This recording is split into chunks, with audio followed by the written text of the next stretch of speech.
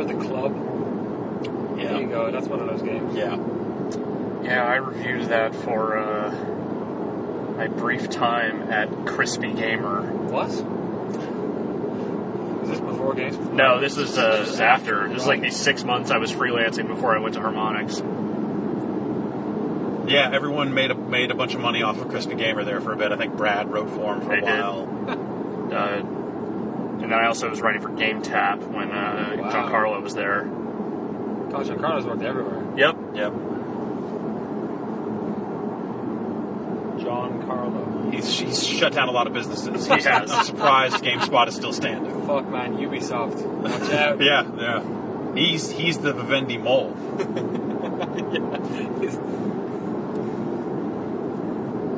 Hostile takeover by one John Carlo.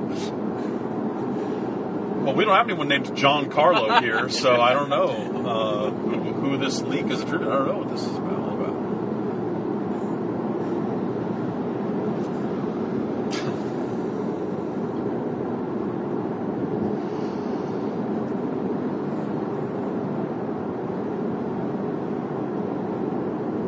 Yeah, that was a weird time when everyone was kind of between stuff for a little bit there. Yep.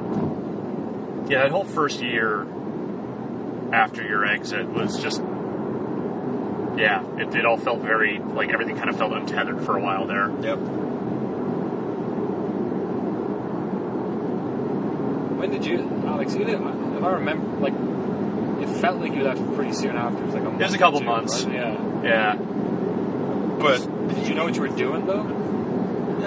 Did you leave just to fucking leave? I left to leave. Wow, fair play. Yeah, like, I lined up a couple of freelance things just in the interim. I was going at that Harmonix job, but, like, that was, like, 6 months of interviewing and kind of figuring out, like, what was actually going to happen there. And so that was never a guarantee. Yeah. And that was, I mean, like, at the time, like, I was starting to form plans and stuff like that, and I think if you hadn't been going after that Harmonix thing, like, I would have probably come for you. Yeah, you asked, and I said, right. I want to see what happens with this thing. Because I remember, like, I remember just, like, some car rides throughout 07 where you very specifically were like, dude, I'm fucking done. Mm-hmm. Yeah, the grind of that place had sort of gotten to me even before the unpleasantness. And I remember just saying, like, just stick it out for one more holiday season, and then if you still need to get out of here, like, at least you won't be leaving me hanging on the review stuff. Yeah, and I had not made any particular plans at that point. Like, I was feeling out opportunities, but I was not, like, set to go until that time. And then once that happened, it just sort of became a question of when. Right. It was really kind of fun sitting on the outside of all that and getting multiple reports about the details of every single meeting. Yep. If it wasn't directly from someone who was at the company, it was going up on Valleywag because someone was sending the details I remember that. Of the meetings to Valleywag, which was a Gawker site. Yep.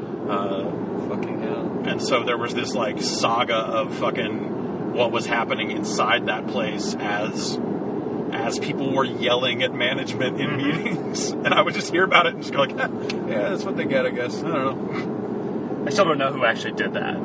I think I know who. Okay. But I don't actually know for sure. Yeah. I was never able to get confirmation. Like, I don't know who told Penny Arcade. Yeah.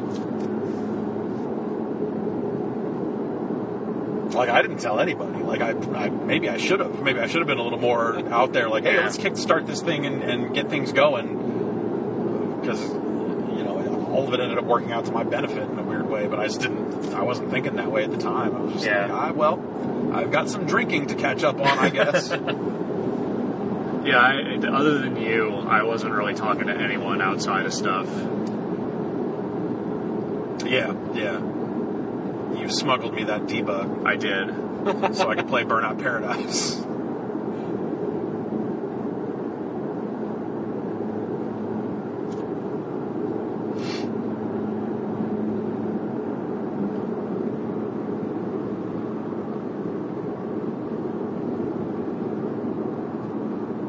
That's a weird fucking chunk of time. Was. some weird meetings. Yeah, Some real ill-conceived meetings. Yeah. And then just like a lot of really like touchy conversations outside of that stuff, like as we were kind of getting stuff together, and it was like, okay, well,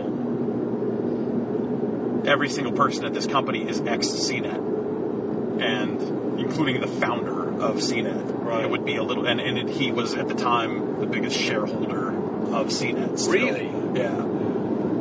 So the idea of like poaching people from there would have started some shit. Right. So the conversations around like building that team were very low key. Yes. Yeah. Well, yeah, you start to get into weird legal stuff with that. I don't know that it would have been legal. It would have just been like, this would be a real bad look. Yeah. Like there weren't like non-competes or anything. Like involved. it could have gotten hostile in a way that it just Yeah. didn't need to.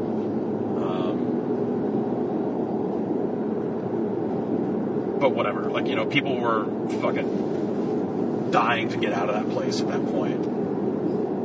So it was not hard.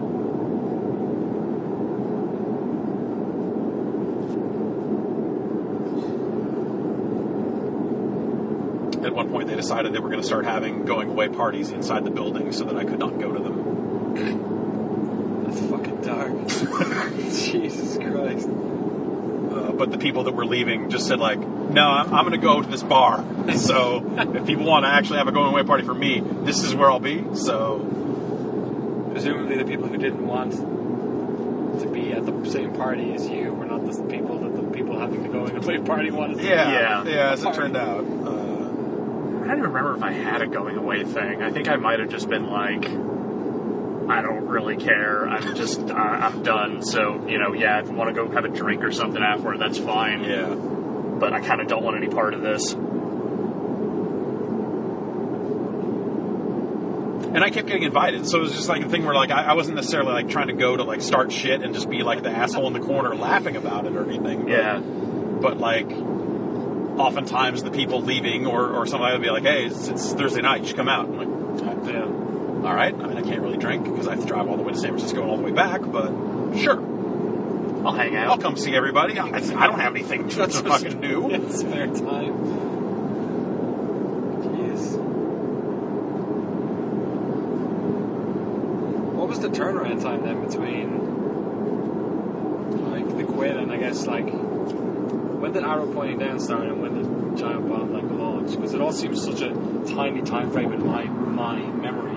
It was like November 07 was when I was out of there, and then the site was launching in July 08. That's pretty fucking fast. It was. Because arrow pointing down you started doing in like December or January, right? Yeah. And we started doing that when we more or less had the plan of, okay, here's where we're going, here's where the money's coming from. Like, Right. this is... Well, I guess that would actually have to have been February, because Ryan left after I did, and I left in mid-January, I think. Okay, yeah. So I guess, because you started up arrow pointing down almost immediately after he left. Right. Yes. But yeah, that was, I mean, there was that night that everyone came up to my house. Right. And we, like, played Rock Band and whatever. And drank a lot. Yeah. And Aaron Thomas defaced that copy of Kane and Lynch in a way that I still am not okay with.